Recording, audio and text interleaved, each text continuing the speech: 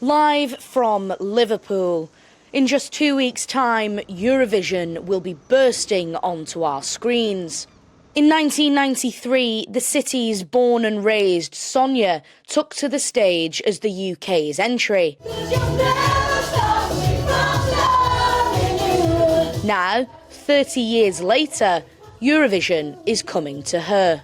I know you're originally from Liverpool. What does it mean to you to have Eurovision in your home city? Wow, I'm just so proud. When we found out that we got it here, I was just ecstatic. As I say, I'm just unbelievably proud. It's going to be the best time ever.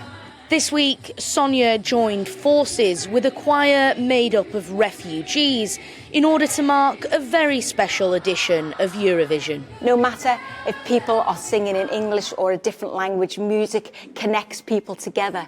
And I just think it's going to be a really a celebration of everybody coming together and through music, you know.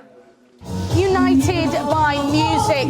That's the tagline of this year's Eurovision Song Contest, as it's hosted by the United Kingdom on behalf of last year's winners, Ukraine.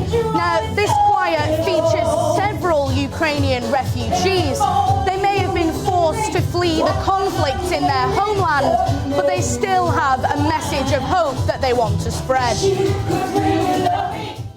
Choir soloist Tatiana was a vocal coach back in Ukraine, but when her town was hit by Russian rockets, she was forced to flee. I was very afraid. I have 2 children, and my reaction was to run. I'm really happy that we did such a choice, because for this moment, it's almost a year. I'm in UK. Everything's perfect in my case, in my family, so yeah. Since arriving in the UK, music has helped Tatiana restore some normality back into her life. Not a lot of music was in my life this year, but I hope, and now I have inspiration to improve this. You see, universe shows me that if I'm here and if I'm singing, it's what I need to do.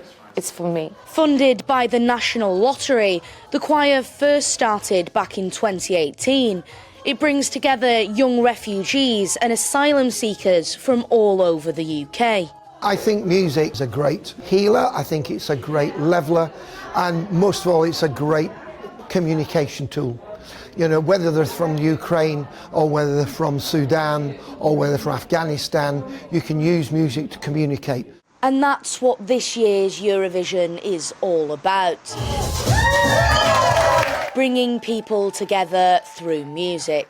Sophie Reaper, GB News.